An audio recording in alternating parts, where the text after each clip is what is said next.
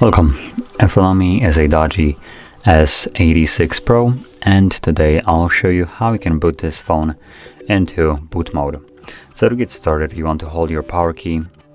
From there, select power off, and once your phone turns off, you want to hold power key and volume up at the same time.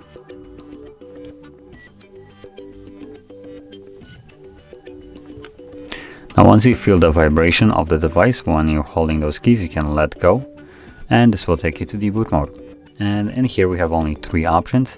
We have recovery mode, a fast boot mode, and a normal boot. And you can cycle through these options by pressing volume up, which cycles down, ironically, as you can see, and volume down will be used to confirm whatever is selected.